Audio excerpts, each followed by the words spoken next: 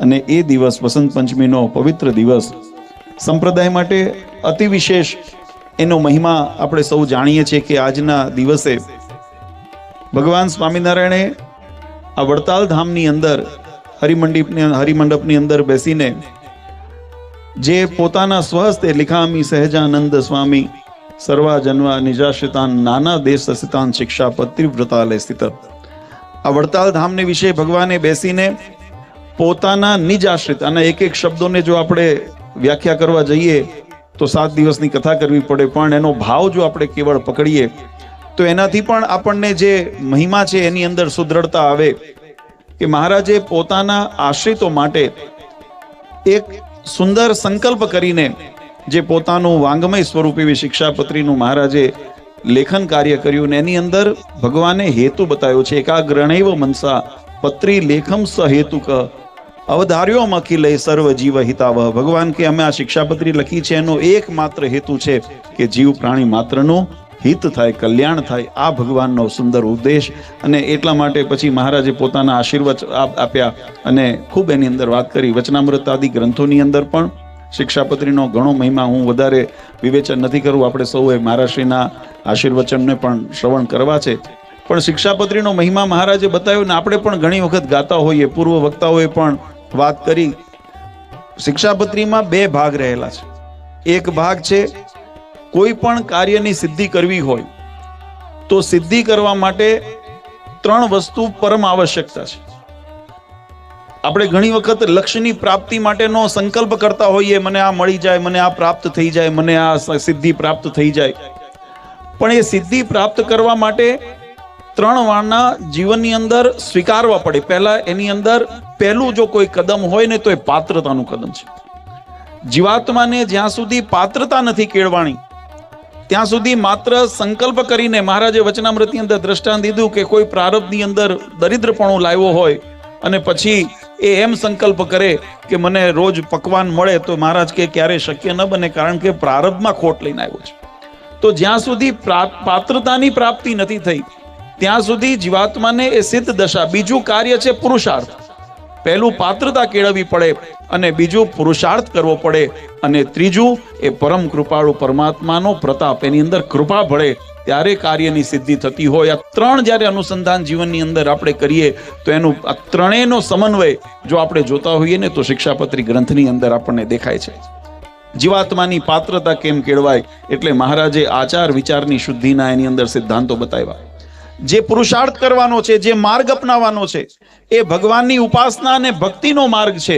એનું માર્ગદર્શન પણ જો આપણે જોવું હોય તો શાસ્ત્રની અંદર, આપણા સનાતન ધર્મની અંદર એક મહારાજ વેદ પુરાણ ઉપનિષદની અંદર આ વાત બહુ સુંદર રીતે વર્ણન કરી છે કે ક્યારે પણ જીવાત્મા મૂંઝાય ને કોઈ પ્રશ્નનું સમાધાન ગોતવું હોય તો કદાચ મોઢાની વાતોની અંદર વિશ્વાસ ન કરવો, પણ શાસ્ત્રની અંદર અવલોકન કરવું. તો આપણા જીવનની અંદર પણ જે માર્ગની પ્રશસ્તતા માટે, જે માર્ગ ભગવાન સુધી પહોંચાડે એની જો પ્રશસ્તતા કરવી હોય તો એનું દર્શન પણ આપણને થતું હોય તો એ ભગવાને શિક્ષાપત્રીની અંદર સ્થાપિત કર્યું છે.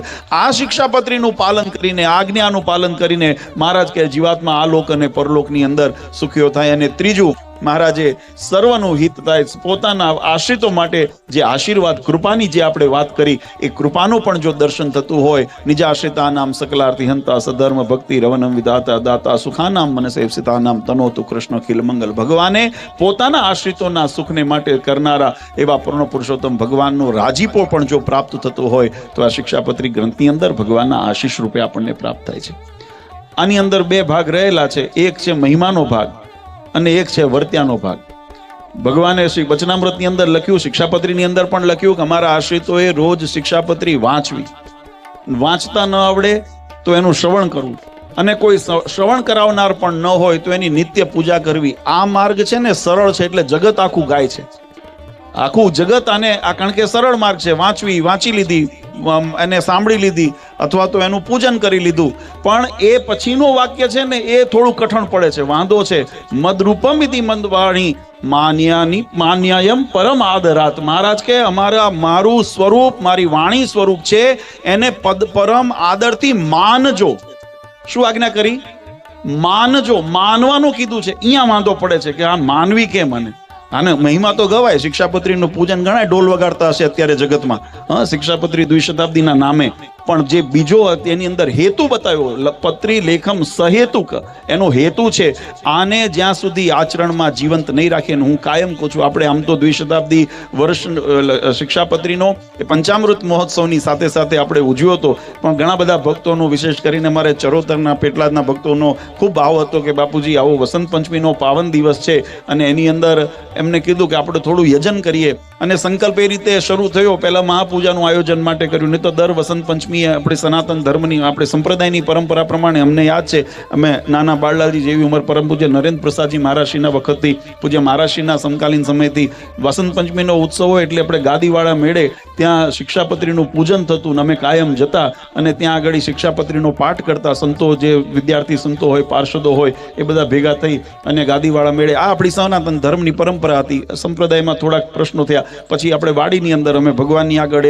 વસંત ઉત્સવ અને શિક્ષાપત્રી પૂજન વગેરે કરતા. પણ આ વખતે દ્વિશતાબ્દી વર્ષ છે એટલે ભક્તોને એવો ભાવ હતો કે બાપુજી કંઈક યજન કરીએ, દિવસ કોરો ન જવા દેવાય. એટલે શરૂઆત કરી અને એની અંદર સંતોનો સંકલ્પ ભળ્યો. સંતો કે બાપુજી હવે કરવું છે પછી નાનું નથી કરવું, આપણે મોટું આયોજન કરીએ. ને એટલા એમ કરીને આજે આપણે સૌ માટે ગૌરવવંતો દિવસ. શિક્ષાપત્રી આ સંપ્રદાયનો પ્રાણ છે વાલા ભક્તો. આ શિક્ષાપત્રીએ ભગવાન સ્વામિનારાયણે પોતાના હૃદયગત જે ભાવ હતો એને પોતાના સ્વહસ્તે લખ્યું છે. ઉપદેશના માધ્યમથી, મહિમાના માધ્યમથી સંપ્રદાયના અનેક શાસ્ત્રો લખાણા કે જેને ભગવાનની વાણીના સ્વરૂપની અંદર ઉદ્ભવ થયા હોય, પણ સંતોએ એનું કંડારીને, એનું લેખન કરીને ભક્તો સમક્ષ એને સમજાય એ ભાવનાથી એને એની સામે પ્રસ્તુત કર્યા હોય. પછી સત્સંગી જીવન હોય ભલે, તો વચનામૃત હોય તોય ભલે, પણ એ બધા સંતોનું ગ્રથિત કરેલો કાર્ય. પણ ભગવાન સ્વામિનારાયણે પોતાનો હૃદયગત ભાવ જો પોતે સ્વહસ્તે પ્રગટ કર્યો હોય તો એ શિક્ષાપત્રીની અંદર કર્યો છે. અને એટલા માટે શિક્ષાપત્રી સત્સંગનો, સંપ્રદાયનો પ્રાણ ગણવામાં આવે છે. આજે એનો જ્યારે આપણે ઉત્સવ કરતા હોઈએ, એ ભગવાન હરિકૃષ્ણ મહારાજે, ભગવાન સ્વામિનારાયણે જે હરિમંડપની અંદર બેસીને પોતાના અનેક જીવાત્માના કલ્યાણને માટે આજે કાર્ય કર્યું, આજે એને બિરદાવીને ખૂબ આપણને સૌને હર્ષ થાય છે. પણ કાયમ ભલામણ હું એક કરું છું, અને આજે પણ એ ભલામણ કરીશ કે માત્ર ઉત્સવ કરવાથી એ આપણે શિક્ષાપત્રીનું વાસ્તવમાં એનું સન્માન કર્યું કે આપણે સત્કાર કર્યો એવું માનવાને કારણ નથી. આ શિક્ષાપત્રી આપણા આચરણમાં જેવી જીવન થશે ને તે દિવસ ભગવાન પણ આપણા હૃદયની અંદર પ્રગટપણે બિરાજશે, એમાં જરાય શંકાને સ્થાન નથી. તો આજના દિવસે આપણે ભગવાન શ્રી હરિના ચરણારવિંદમાં એ જ પ્રાર્થના કરીએ કે મહારાજ, ગમે તેવો કળિયુગી વાયરો ચાલે, ગમે તેવા પ્રપંચો આ જગતની અંદર પતાય, ગમે તેટલા વિધર્મીઓના, અધર્મીઓના, નાસ્તિકોના, અને મહારાજે કીધું કે પાખંડ અને કલ્પિત ધર્મના આચરણ કરનારા હોય, કદાચ કોઈ નાસ્તિક 4 પ્રકારના કોઈ બતાવ્યા હોય, અથવા તો પછી સત્સંગના નામે જે ધૂતનારા હોય. કારણ કે શિક્ષાપત્રીમાં મહારાજે એ પણ લખ્યું કે ધર્મનો આચરણ ઓઢીને જે જનને ઠગનારા હોય ને એનાથી પણ સાવધાન રહેવું. એટલે આ તમામ જે વાવાઝોડા વંટોળોની અંદર જે કળિયુગ પ્રસરી રહ્યો છે, ત્યારે એની મધ્યે અમારું જીવન, અમારું મન, અમારું તન, અમારું શરણ એ ક્યારેય અમારું આપના ચરણથી વંચિત ન થાય એવી અમારો પર કાયમ કૃપા કરજો, અને અમારી સર્વ રીતે રક્ષા કરજો એવી ભગવાન શ્રી હરિના ચરણારવિંદમાં પ્રાર્થના કરીએ.